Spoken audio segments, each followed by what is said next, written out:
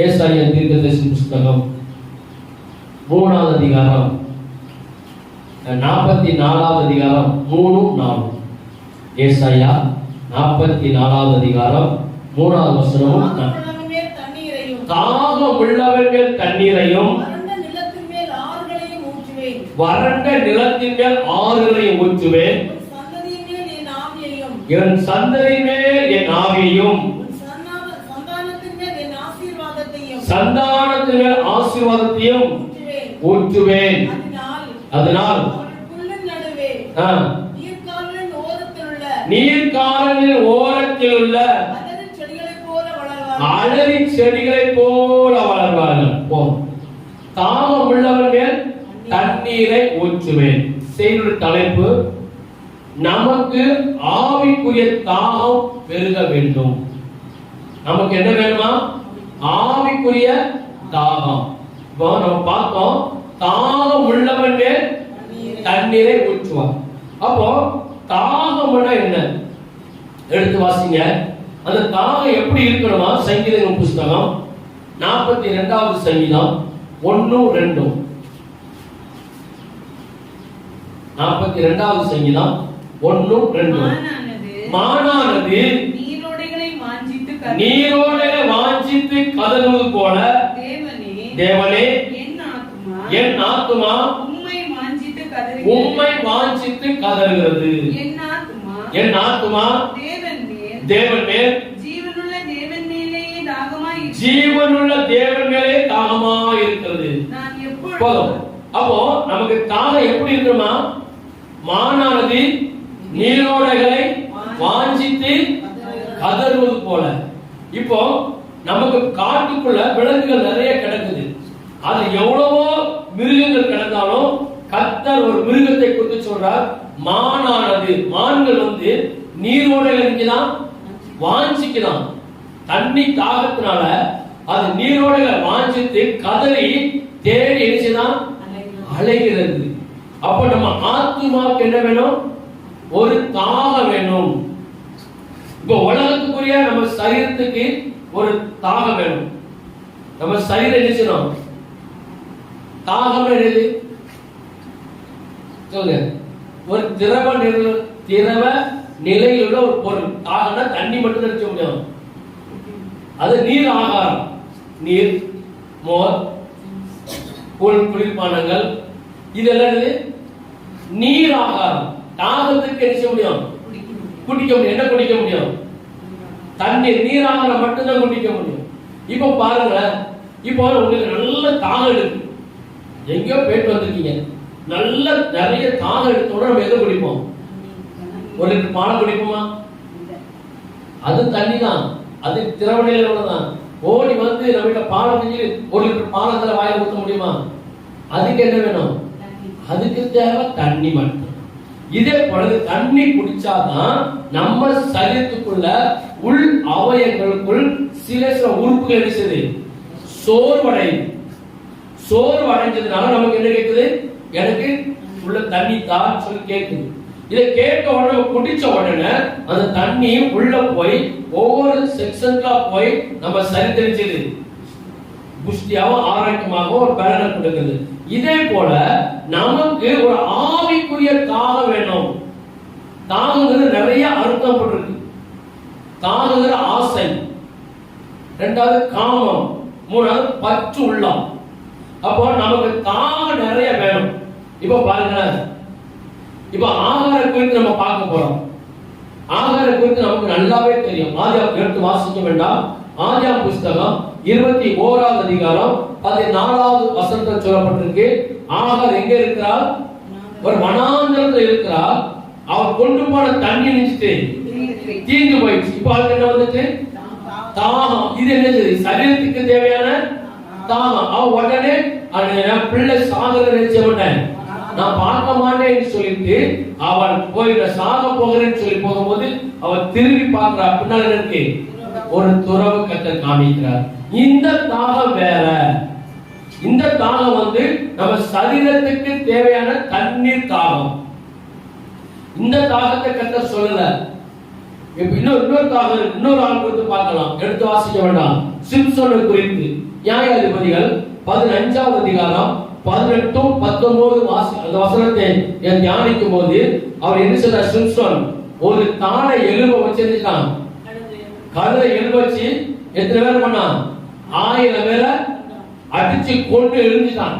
எரிஞ்சதுனால அவருக்கு என்ன வந்துட்டு, ஒரு தாகம், தண்ணி தாகம் வந்துச்சு. ஆண்டவரே நான் தாக போறேன், எனக்கு ரொம்ப டயர்ட் ஆயிடுச்சு, எனக்கு தண்ணி தாங்காமல் கத்தறிஞ்சாரு. ஒரு தண்ணி தாகத்தை கத்த தீர்த்த. இது சரீரத்துக்கு தேவையான தாகம். நமக்கு இது தாகம் இல்லைன்னா, இப்ப பாருங்க, நம்ம சரீரத்துக்கு தண்ணியே தாகமே எடுக்கல. தண்ணி குடிப்போமா? குடிக்க மாட்டோம். இப்போ ஒரு 4 நாள் 5 நாள் உங்களுக்கு தாகமே எடுக்கல, தண்ணி குடிக்கல, சரீரம் செய்யும் விளையணும். அப்புறம் நம்ம எங்க போவோம்? டாக்டர் கண்டிப்பா நினைச்சோம், எனக்கு தெரியல, எனக்கு தண்ணி தாகமே. ஏன்னா தண்ணி நம்ம சரீரத்துக்கு ஒரு நாளைக்கு 8 லிட்டர் குடிக்கணும் குறைஞ்சது. 2 லிட்டர்ல இருந்து 3 லிட்டர் வரைக்கும் குறைஞ்சது குடிக்கணும்னு சொல்லி மெடிக்கல் ரிப்போர்ட் சொல்றாங்க. நம்ம சரீரத்துக்கு அவ்வளவு தண்ணி தேவைப்படும். அவ்வளவு தண்ணி இருந்தாதான் ரத்தம், உள்ள அவயங்கள் எல்லாமே சிறப்பா செய்ய முடியும், செயல்பட முடியும். அப்போ ஆகாருக்கும் சிம்சோனுக்கும் அவங்களுக்கு சூழ்நிலை தண்ணி தேவைப்பட்டுச்சு. அவங்க ஆண்டவர் நோக்கி கேட்டாங்க, கத்தறிஞ்சார், துறவை கொடுத்து தண்ணீரை கொடுத்தார். இப்ப நமக்கு பெருக வேண்டியது ஆவிக்குரிய தாகம். நமக்கு ஆவிக்குரிய தாகம் ஒவ்வொரு நாளும் கத்திர பிள்ளைகளுக்கு நினைச்சிடும், நமக்கு வேணும். அந்த தாகம் இல்லை என்றால் தேவனுக்கும் நமக்கும் சரியான தொடர்பு இல்லை என்று அர்த்தம். அந்த தாகம் நமக்கு அதிகமா வரணும்.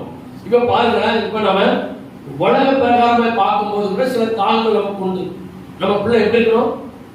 நல்லா படிக்கணும், படிக்கிற வயசுல நல்லா படிக்கணும், வேலைக்கு போன வயசுல நல்ல வேலைக்கு போன நல்ல பணம் வேணும், கல்யாணம் கட்டுற வயசுல ஒரு நல்ல திருமணம் நமக்கு நிச்சயம் நடக்கணும். கல்யாணம் கட்டியாச்சு, திருமணம் முடிஞ்சாச்சு.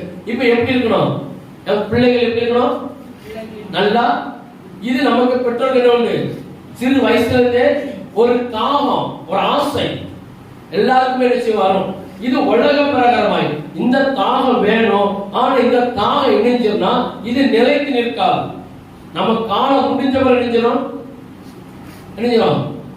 இப்ப ரொம்ப வயசானவங்க இருப்பாங்க, அவங்க சொல்லுவாங்க, நான் மறிக்கிறதுக்குள்ள என் பிள்ளைகளுக்கு என்ன செய்யணும், ஏதாவது ஒரு காரியத்தை என்ன செய்யணும். இது அவங்க கேட்டது, அது தாகம், ஆசை, மன வாஞ்சை. இது உலக பிரகாரமான ஒரு காரியம் தான். ஆனா தேவன் சொல்ற, நம்ம ஆத்மா தேவன் மேல் வாஞ்சையும் கவனமா இருக்க வேண்டுமா. நமக்கு பரலோகத்தை நோக்கி நம்ம ஆத்மா நினைச்சோம், ஒரு ஆத்மா தாகம் நமக்கு பெருக வேண்டும். ஆத்மா தாகம் வேணும், அதுக்கு மேல நினைச்சோம் பெருகணும். இப்ப பாருங்க, உன்னத பாடம் எடுத்து வாசிங்க. 3வது அதிகாரம் 1வது வசனம் முதல் 4வது வசனம் வரைக்கும். ராக்காலங்களில் என் படுக்கையிலே என் ஆத்துமா நேசரை தேடினேன், தேடியும் அவரை காணவில்லை. நான் எழுந்து நகரத்தின் வீதிகளிலும் தெருக்களிலும் திரிந்து என் ஆத்துமா, அவருக்கு சுனேமிகள் என்ன வந்து ஆத்துமா என் நேசரை நினைச்சணும், நான் தேடன்னு சொல்லி அவன் எப்ப ஆரம்பிக்கிறான்? மீண்டும் வசனம் வாசிங்க 1ல இருந்து. ராக்காலங்களில் என் படுக்கையிலே அவர் படுத்துக்கிறது நினைச்சாராம். தாகம் எப்படி வந்து அவர் ராத்திரி படுத்திருக்கும் போது என் ஆத்துமா நேசரை நினைச்சணும், நான் தேட ஜபத்துல அவர் படுத்துக்கிறதே அந்த ஆண்டவர் அவர் தேடுகிறார். நான் தேடி பார்த்தேன், அவரை நான் காணவில்லை. நான் எழுந்து நகரத்தின் வீதிகளிலும் தெருக்களிலும் திரிந்து என் ஆத்துமா நேசரை தேடினேன். தேடியும் அவரை நினைச்சல. அந்த அம்மாவுக்கு தாகம் எப்படி இருக்கு? இயேசுவை நினைச்சணும், என் நேசரை நினைச்சணும், நாம் பார்க்கணும். தாகம், அந்த ஆத்மா தாகம் நமக்கு விசுவாச பிள்ளைகளாக நமக்கு ஒவ்வொரு நாள் நினைச்சோம்னா பெருகணும், நிறைய பெருகணும். அந்த ஆத்ம நேசரை நினைச்சோம். இந்த பாலியல் அது நோதையை போல பாட்டை படிக்கிறோம். என் பிரியமே என் ரூபவதியே சொல்லிருக்கிறோம். அந்த பாட்டை படிச்சு பாருங்க. அது சொல்லப்பட்டிருக்கேன். ஆத்ம நேசரை நினைச்சேன், நான் தேடினேன். சுனேமிக்கு அழகா பேசுகிறோம். நான் தேடினேன், ஆனா அவரை காணல. நான் வீதிக்கு போனேன், தெருக்கல்ல போனேன், அங்கேயும் அவரை பார்க்க முடியல. நகரத்திலே திரிகிற காவலாளர் என்னை அங்க ராத்திரி தெரு தெருவா சுத்தி கொண்டிருக்கிற வாட்ச்மேன் காவலாளிகிட்ட கேட்கிறேன், என் நேசரை நீங்க கண்டீங்களா, என் நேசரை பாத்தீங்களான்னு சொல்லி நான் கேட்டேன். நான் அவர்களை விட்டு கொஞ்சம் தூரம் கடந்து போற உடனே என் ஆத்ம நேசரை கண்டேன். அவரை நான் என் தாயின் வீட்டிலே என்னை பெற்றவரின் அறையிலும் கொண்டு வந்து விட மட்டும். 5வது அதிகாரம் உன்னத பாட்டு 2 முதல் 6 வரைக்கும் வாசி. நான் நித்திரை பண்ணினேன், என் இதயமோ விழித்திருந்தது.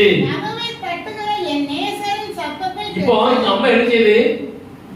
நேசரை தேடி போகுது. இப்ப நேசரை காணோம், மறுபடியும் நினைச்சிட்டு அந்த படுத்துட்டு. இப்போ இந்த அம்மா தேடி போனது ஆத்ம நேசர் நினைச்சாரு. வீட்டு பாஸ் வந்து கதவை நினைச்சார், கதவை தட்டுகிறார். என் சகோதரியே, என் பிரியமே, என் புறாவே, என் உத்தமியே, கதவை திற. என் தலை பனியினாலும் பெய்யும் நனைந்திருக்கிறது என்றார். இப்போ இந்த அம்மா வீட்டுக்குள்ள இருக்குது. ஆத்மநேசர் எங்க நிக்கிறாரு? வெளியே நிக்கிறார். நல்ல ஒரு கற்பனை பண்ணி கண்ணு முன்னாடி பாருங்க. இப்போ நீங்க வீட்டுக்குள்ள இருக்கிறீங்க, ஆத்மநேசர் வெளியே நிக்கிறார். இந்த அம்மாவுக்கு முதல்ல என்ன வந்துச்சு? ஒரு ஆத்மா தாபம். யாரை பார்க்கணும்? என் நேசரை பார்க்கணும், என் மனவாளனை பார்க்கணும்னு சொல்லி தேடி ஓடும் போது கண்டுபிடிக்க முடியல. இப்ப 2வது திரும்ப வீட்டுல படுத்திருக்கும் போது இந்த ஆத்ம நேசர் வந்து கதவு தட்டுகிறார். என்ன சொல்லி தட்டுகிறார்? என் முதல்ல வரிசை வாசிங்க. என் சகோதரியே, என் பிரியமே, என் புறாவே, என் உத்தமியே, நீ கதவை திற. சரி, அது வசனம். அடுத்த வசனம். இவன் என்ன சொல்றா? இந்த அவர் அங்க இருந்து தட்டுற, என்னை தேடி வந்தாளா? நான் இப்ப உன்னை பார்க்க இங்க வந்திருக்கிறேன், வீட்டுக்கு நான் வந்திருக்கிறேன். ஆனா அவர் தட்டிட்டு சொல்றார், என் பிரியமே, என் புறாவே, என் உத்தமியே, என் சொல்லி செய், கதவை தரன்னு சொல்லிட்டார். இப்ப இந்த அம்மா வீட்டுக்கு பதில் சொல்லுது. என்ன சொல்லுது? என் வஸ்திரங்களை நான் கழட்டி போட்டு விட்டேன். எப்படி அதை நான் திரும்ப உடுப்பேன்? என் பாதங்களை கழுவினேன். என்ன பதில் சொல்லுது? என் ட்ரெஸ் அணிஞ்சிட்டேன், நான் மாத்தியாச்சு. பகல் போடுற ட்ரெஸ் மாத்தி எந்த ட்ரெஸ் போட்டிருக்கேன்? சொல்லுங்க. Night dress. அது சாட்டன் வேர்டு சொல்லுங்க. நைட் ட்ரெஸ், இரவுல போடக்கூடிய ட்ரெஸ். இப்ப அது சாட்டன் சொல்லுங்க, நைட்டி. இப்ப நைட்டி எப்போ போடுறாங்க? சொல்லுங்களேன், சத்தமா சொல்லுங்க. இப்ப நைட்டி எப்போ போடுறோம்?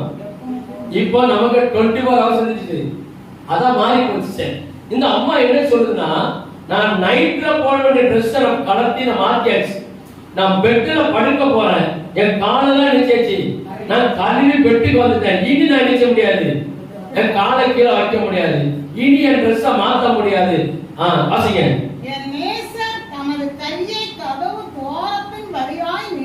அப்பவும் நீ தேடி போன ஆத்ம நேசர் அவர் என்ன செய்யறாரா? இந்த அம்மா கதவு திறக்கல, அவரு அந்த கை ஓட்டாவே இருக்கிறாரு. உங்க மேல எவ்வளவு இறக்க வச்சிருக்கிறாரு பாருங்க. அந்த ஆத்ம நேசர் நீங்க ஒரு காலத்துல தேடணும், கண்டுபிடிக்க முடியல. இப்ப அவர் தேடி வந்திருக்கிறார். அவர் அந்த எப்படியாவது என் மனவாட்டி என்னை தேடி வந்தால் தாகம் உள்ளவன் மேல் என் தண்ணீர் நமக்கு ஒரு ஆத்மா தாகம் வேணும். அப்பாட்ட எப்பவும் பேசணும், அப்பாட்ட எப்பவும் சஞ்சரித்து கொண்டிருக்கணும், அப்பாவை எப்பவும் பார்க்கணும்னு சொல்லி ஒரு ஆத்மா தாகம் நமக்குள்ள பெருக பெருக நிச்சயமா சொல்றேன், இந்த உலகம் நம்மளை விட்டு பின்னோக்கி போய்கிட்டே இருக்கும். உலகத்தில் நடக்கிற சம்பவம் நமக்கு என்ன செய்யாது, ஒரு பெரிதான ஒரு காரியமா நமக்கு தெரியாது. இவர் என்ன செய்யறாரு, அப்படியே ஒரு ஓட்டைக்குள்ள விரல விட்டு அந்த இப்ப கதவுல இப்ப என்ன இருந்துச்சு, இப்ப கதவு மாடல் எப்படி எல்லாம் எலக்ட்ரானிக்ஸ் முறையில வந்துச்சு. பட்டன் அமுக்கு நினைச்சது திறக்குது. இப்ப மெத்தட் மாறிச்சு. அந்த காலத்துல நினைச்சுவாங்கன்னா பெரிய அது வேற வித்தியாசமான கதை எல்லாத்துக்கும் தெரியும். வாசிங்க.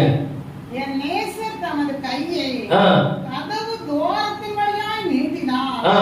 அப்பொழுது என் உள்ளம் அவர் நிமித்தம் பொங்கினது. அப்போ இந்த அம்மா அது யார் ட்ரெஸ்ஸ மாத்தி போடல, யார் கதவை திறக்கலன்னா அந்த அம்மாவுக்கு எழுதுச்சு அஜாக்கிரதை. அந்த ஆத்ம நேசர் தேடி வரும்போது அஜாக்கிரதை இருக்குமானால் நமக்கு இதெல்லாம் சொல்லும்.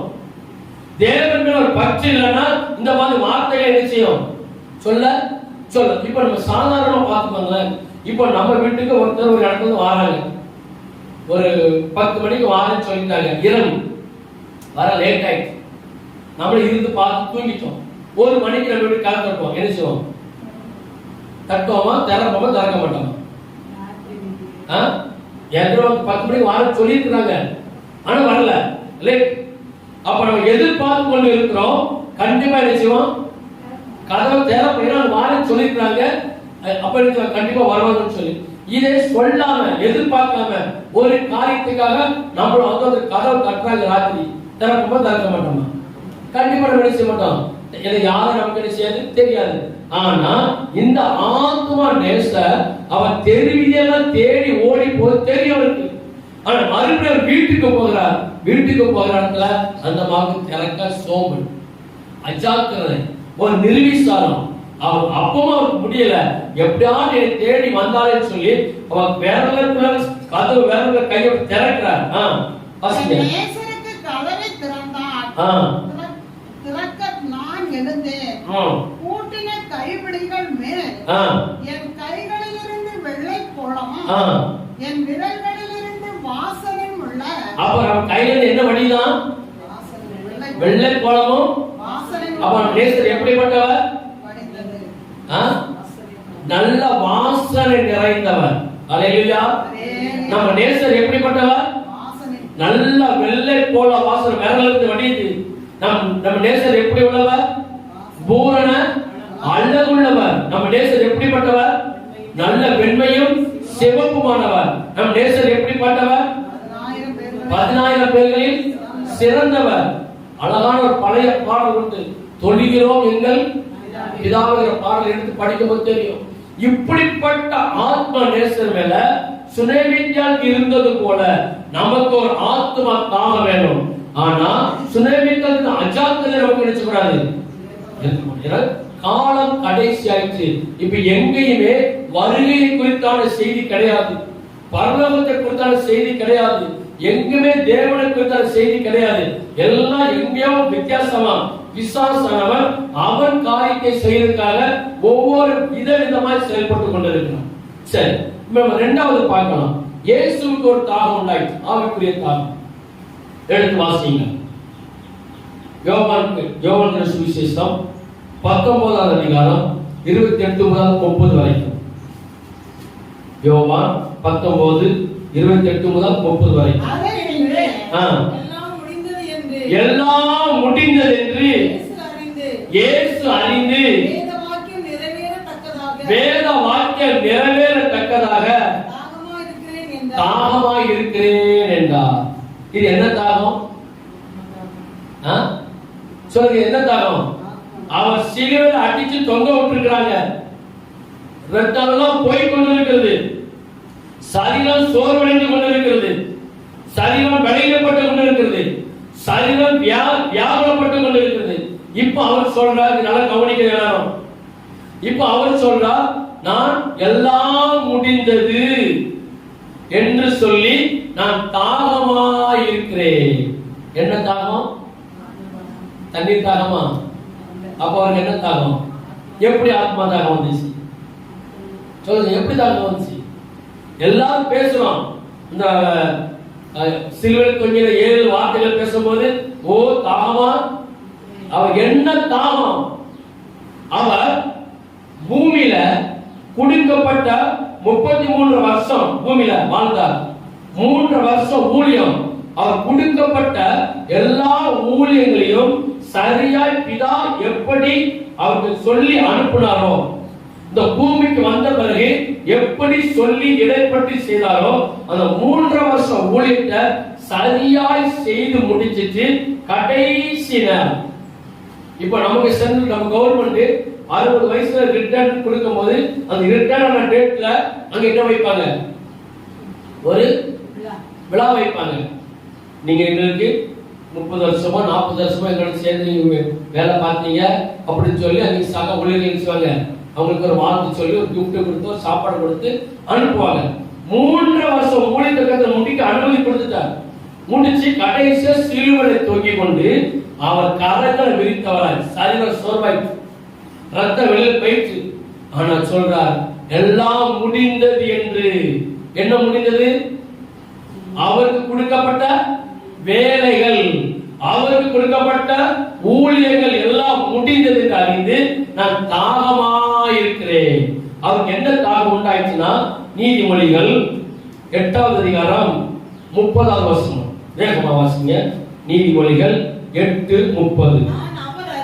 நான் அவர் அருகே செல்ல பிள்ளையாய் இருந்தேன், நித்தமும் அவருடன் மனமகிழ்ச்சியாய் இருந்தேன், எப்பொழுதும் அவர் சமூகத்தில் நான் களி கூர்ந்தேன். இப்ப அவருக்கு என்ன தாகம் வந்துச்சு? மறுபடியும் நான் எங்க செய்யணும்? இங்க அப்பாட்ட நான் எப்படி இருந்தேன்? செல்ல பிள்ளையாய் இருந்தேன். ஒரு தாகத்தை பாருங்க அவருக்கு. அதுக்கு பிறகு சொல்லப்பட்டிருக்கிற ஆத்மா தாகம் நிறைய இருந்துச்சு. நிறைய ஊழியர்கள் செய்யும்போது நிறைய தாகங்கள் அதுல சொல்லப்பட்டிருக்கு. அவர் அதிக ஜெப தாகத்தினால தனிமையா போயிருந்தாரு, ஜெபம் பண்ணார். அவர் அதிக தாகம். ஆனா இவருக்கு என்ன தாகம்னா, எல்லாம் முடிந்தது என்று அறிந்து நான் இப்ப எங்க பிதாக்கிட்ட பாருங்க, நான் தாகமா இருக்கிறேன். நான் இருக்கும்போது இந்த பூமிக்கு வர்றதுக்கு முன்பாக எப்படி இருந்தேன்? செல்ல பிள்ளையா இருந்தேன். நித்தமும் மனமகிழ்ச்சியா இருந்தேன். எப்பொழுதும் அவர் சமூகத்தில் களி கூர்ந்தேன். பூவுலகத்தில் சந்தோஷப்பட்டு மனு மக்களோடு மகிழ்ந்து கொண்டிருந்தேன். அப்ப மறுபடியும் ஒரு தாகம், தண்ணீர் தாகம் அல்ல. இந்த மறுபடியும் தண்ணி குடிச்சிட்டு மறுபடியும் ஜீவனோட இருக்கிறதுக்காக அந்த தாகம் அல்ல. அவர் நான் மறுபடியும் என் மனுமக்களோடு என் பிதாவோடு நான் எப்படி இந்த பூமிக்கு வரதுக்குள்ளாக நான் எப்படி செல்ல பிள்ளையா இருந்தனோ மறுபடியும் நான் இருக்க போறேன். நாங்க போகிறேன். ஆத்மா தாகம். நமக்கு என்ன வேணும்? பூமியில நமக்கு நாட்கள் உண்டு. நம்ம வாரத்துல 6 நாள் உழைக்கிறோம். கண்டிப்பா வேணும். நமக்கு எல்லாம் ஆஸ்தி வேணும், செல்வம் வேணும், படிப்பு வேணும், பட்டம் வேணும், எல்லாமே இந்த பூ உலகத்தில் நமக்கு வேணும். ஆனாலும் அதை காட்டிலும் நமக்கு அதிக வாஞ்சைகிறது மானானது நீரோடைகளை வாஞ்சித்து கதறி ஓடுது போல நம்ம ஆத்மா நினைச்சோம். ஜீவனுள்ள தேவனை நோக்கி ஒவ்வொரு நாளும் வாஞ்சித்து கதறுகிற ஒரு தாகம் வர வேண்டும். எப்ப ஆண்டவரை நீங்க வருவீங்க? இப்ப நமக்கு என்ன தாகம் வரணும்? எப்ப ஆண்டவரை நீங்க என்ன செய்யணும்? நமக்கு ஒரு ஆசை, எனக்கு ஒரு ஆசை. உங்களுக்கு எப்படி இருக்க எனக்கு தெரியாது. எனக்கு ஒரு ஆசை, நான் உயிரோடு இருக்கும் போது அவர் என்ன செய்யணும்? என்ன செய்யணும்? வேத வசனம் என்ன சொல்லுது? அவன் வருகிற கர்த்தருக்கு மரிக்கிறவருக்கு முதலாவது எழுந்திருப்பார்கள். அதுக்கு பிறகு பின்பு உயிரோடு இருக்கிற நாமும் அவரோடு கூட எதிர்கொண்டு போன. எனக்கு ஒரு ஆசை, எனக்கு ஒரு தாகம். நான் ஜீவனோடு இருக்கும் போதே எங்க அப்பா வரணும். ஆமாவா இல்லையா? ஆமான்னு சொல்றவங்க கையில சொல்லுங்க. அல்லேலூயா. என் மன வாஞ்ச ராத்திரி பகலாதான். நான் ஜீவனோடு இருக்கிற போது அப்பா வருக வரணும், நான் எக்கால சத்தத்தை கேட்கணும், அவர் கூட நான் போகணும்.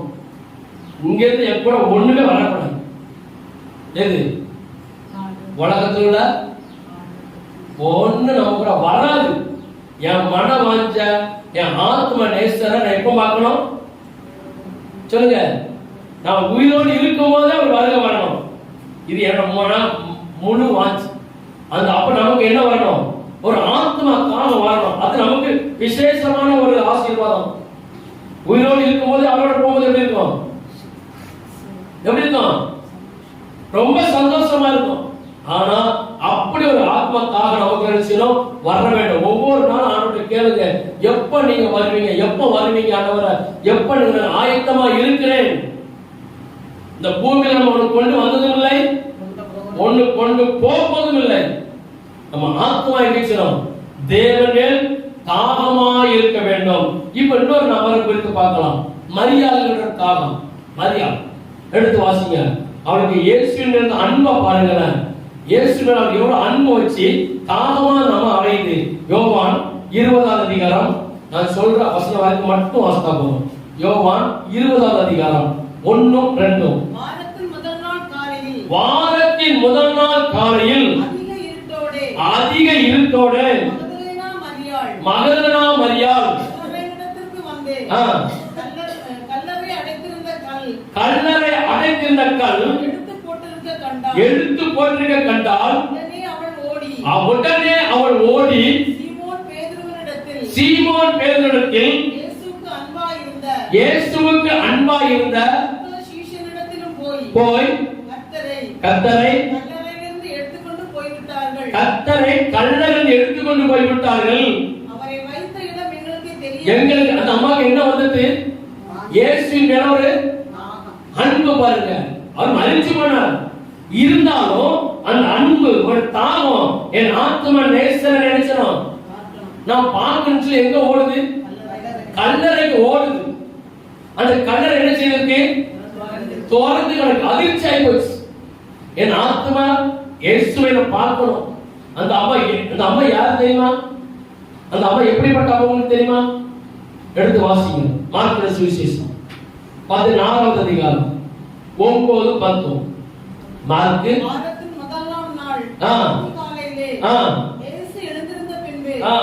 மகதலேனா மரியாளுக்கு முதல் தரிசனமானார். அவளிடத்தில் இருந்த அந்த மரியாளுக்கு என்ன இருந்துச்சு? 7 பிசாசு இருந்திருக்கு. எப்போ? ஆண்டவர் மரிக்கிறதுக்கு முன்பதாக, இயேசு மரிக்கிறதுக்கு முன்பதாக ஊழியம் செய்த நாட்கள்ல இதே மரியாளுக்கு ஆண்டவர் எத்தனை பிசாசு துரத்திருக்கிறார்? 7 பிசாசு ஒரு சரீரத்துக்கு இருந்து விரட்டிருக்கிறார். இப்ப இந்த அம்மாவுக்கு என்ன வந்தது? இயேசுவை பார்க்கணும் தாகம். எனக்கு இவ்வளவு அற்புதம் செஞ்ச தெய்வம் இருந்துச்சு, மரித்து போய்விட்டார். எப்படியாவது கல்லறை பார்க்க போகுது. கல்லறை திறந்திருக்கு. ரொம்ப அதிர்ச்சி. உள்ள எட்டி பார்க்க யாரை காணோம்? இயேசுவை காணோம், சடலத்தை காணோம். அங்க சீசன் கேட்கு, சீசன் நீங்க பாத்தீங்களா? எங்க அப்பா உள்ள இயேசுவை காணோம். தாகம். இயேசுவின் அவ்வளவு அன்பு. ஆனா கிறிஸ்துவின் மேல் ஒருவருக்கு அன்பு இருக்குமானால் உலகத்துல என்ன பாடு கஷ்டம் வந்தாலும் நமக்கு எப்படி தெரியாது? பெருசா தெரியவே தெரியாது. கடைசியில மறுபடியும் வாங்க. மறுபடியும் யோவான் 20வது அதிகாரத்துக்கு வாங்க. 11வது வசனம் முதல். மரியாள் கல்லறையின் அருகே வெளியே நின்று அழுது கொண்டிருந்தாள். அப்படி அழுது கொண்டிருக்கையில் குனிந்து கல்லறைக்குள்ளே பார்த்து இயேசுவின் சரீரம் வைக்கப்பட்டிருந்த இடத்திலே வெண்ணுடை தரித்தவர்களாய் 2 தூதர்கள் தலைமாட்டில் ஒருவனும் ஆண்மாட்டில் ஒருவனுமாக உட்கார்ந்திருக்கிறதை கண்டாள். அவர்கள் அவளை நோக்கி, ஸ்திரியே ஏன் அழுகிறாய்? அதற்கு அவள்,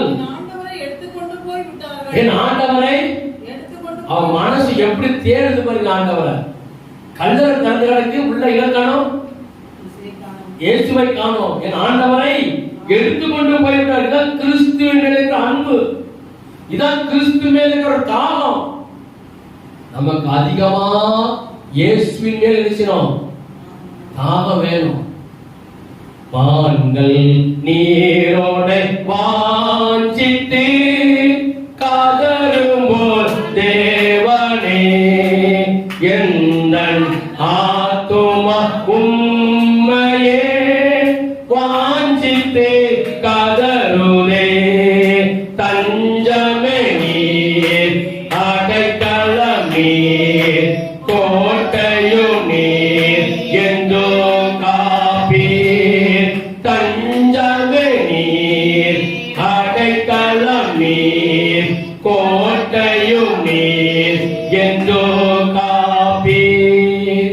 அப்போ மான்களுக்கு எப்படி ஒரு தண்ணிக்காக தேடி அலையும், அதே போல ஆண்டவர்கள் நமக்கு என்ன செய்யணும், அதிகமான ஒரு தாகம். இப்போ நமக்கு ஒரு ஆவிக்குரிய தாகம் இன்னைக்கு தேவைப்படுது. வெளிப்படுத்தல் வேகமா வாசிங்க. 22வது அதிகாரம் 16 17. வெளிப்படுத்தல் 22. இவைகளை உங்களுக்கு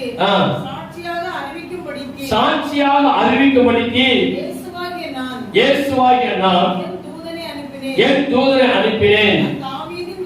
நான் தாவீதின் வேரும் பிரகாசமுள்ள விடிவெள்ளி நட்சத்திரமா இருக்கிறேன் என்றார். ஆவியும் மணவாட்டியும் வா என்கிறார்கள். தாகமாக இருக்கிறவன் வரக்கடவன்.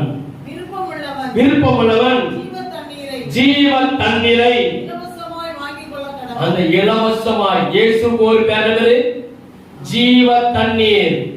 அந்த ஜீவ தண்ணீரை நாம் பெற்றுக்கொள்ள வேண்டும். இன்னொரு வசனம் வேகமா, யோவான் 7:37.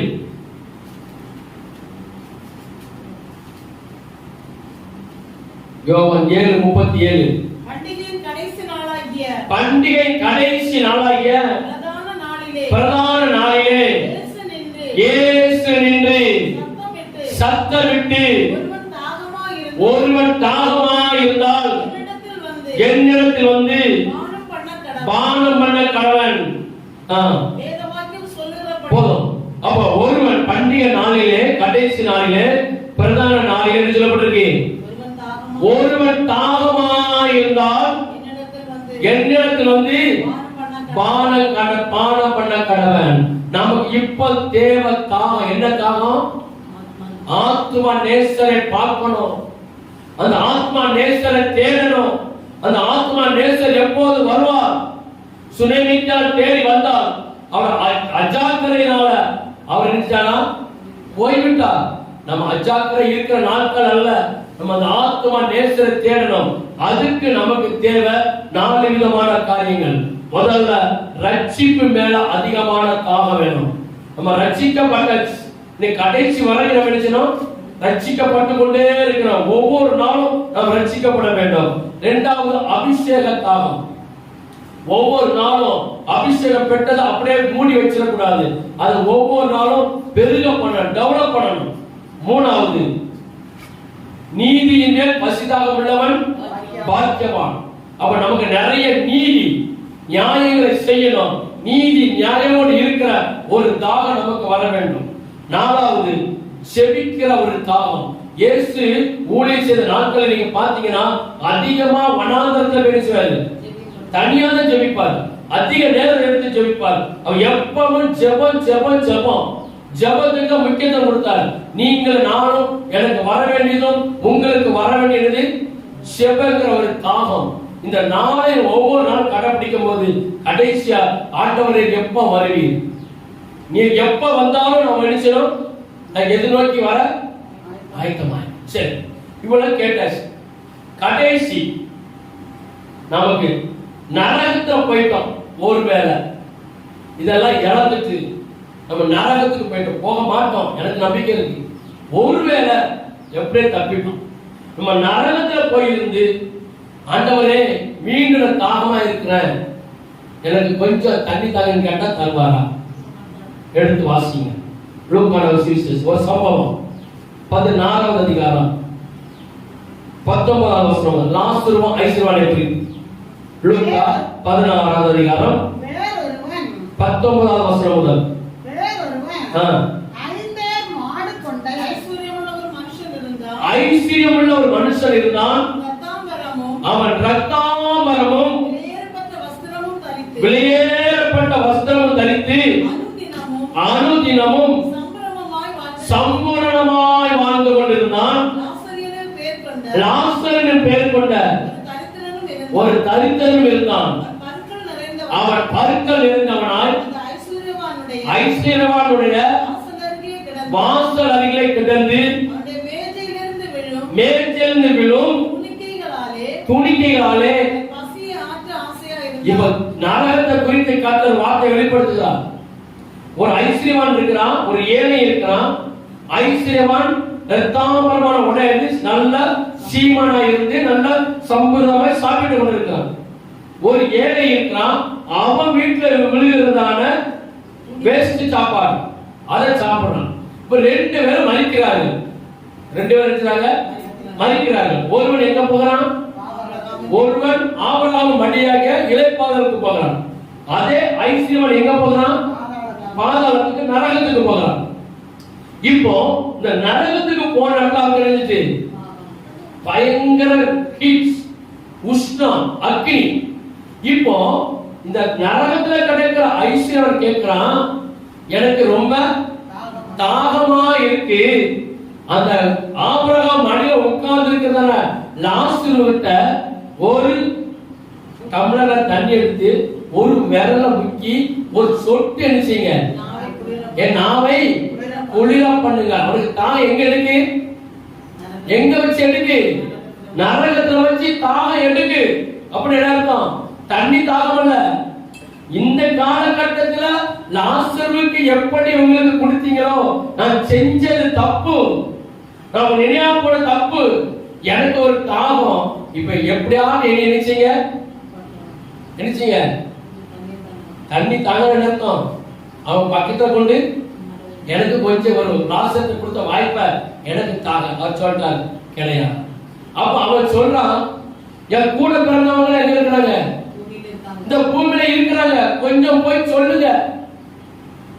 ஃபைனல் நம்ம எங்க போயிடக்கூடாது. ஒருவேளை நிறைய பேர் கிரேஸ் மார்க் வாங்கிடலாம் என்று நினைக்கிறோம். கண்டிப்பா இந்த ஆவிக்குரிய காரியத்துல கிரேஸ் மார்க் கிடையாது. இப்ப அவன் சொல்ற எல்லாருமே சொல்லுங்க, என் உடன்பிறப்புன்னு சொல்லுங்க. அதுக்கு அவர் என்ன சொல்லி முடிச்சார்? வாசிங்க. ஆபிரகாம் அவனை நோக்கி அவர்களுக்கு மோசையும் தீர்க்கதரிசிகளும் உண்டு. அவர்களுக்கு இப்போ அவன் வந்து பெருசு இல்லப்பா, அவனை போல நிறைய இருக்கிறாங்க, இந்த பூமியில இருக்கிறாங்க, சுவிசேஷர்கள் இருக்கிறாங்க, பிரசங்கிமார்கள் இருக்கிறாங்க. இப்பவும் அவனுக்கு சுவிசேஷம் சொல்லப்பட்டு கொண்டிருக்குது. அதை கேட்டு அவன் திருந்தட்டு. உன் தாகத்துக்கு இப்ப தண்ணி தர முடியாது, உன் தாகத்தை நிறைவேற்றி தர முடியாது. தேவன் அதான் சொல்கிறார். நம்ம என்ன வசனத்தை வாசி முடிய? அப்படி அல்ல, ஒருவன் மனம் எப்படி சொல்றாங்க, அவன் எப்படிப்பட்ட ஆளா இருக்கான்? அதற்கு அப்படியே ஆண்டவரே, மரித்தோரிலிருந்து ஒருவன் அவர்களிடத்துக்கு போனால் மனம் திரும்புவார்கள். எப்படி வருது கதை? ஐயா நீங்க அங்கே ஒரு ஆள் அனுப்புங்க. அதுக்கு அவர் என்ன சொன்னாரு? அதற்கு அவன் மோசைக்கும் தீர்க்கதரிசிகளுக்கும் செவி கொடாவிட்டால்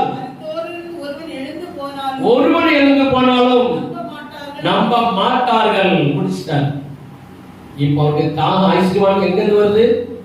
நரகத்திலிருந்து. ஆண்டவரே ஒரு சான்ஸ் எனக்கு இருந்துச்சீங்க, எனக்கு தாங்க. ஒரு வாய்ப்பு ஒரு சொட்டு தண்ணீர் அர்த்தம், ஒரு வாய்ப்பு எனக்கு தாங்க. நான் அவனை கஷ்டப்படுத்தினேன், அவனுக்கு எங்க வந்திருக்கான்? ஆபிரகாம் மடியில உட்கார்ந்து இருக்கிறான். நான் பூமியில செல்வ சீமான வாழ்ந்தேன், உங்களை தேடல, உங்களுக்கு வந்து தாகம் இல்ல. ஆனா இப்போ அந்த லாசரு கையால ஒரு சொட்டு தண்ணி எனக்கு ஊத்துங்க.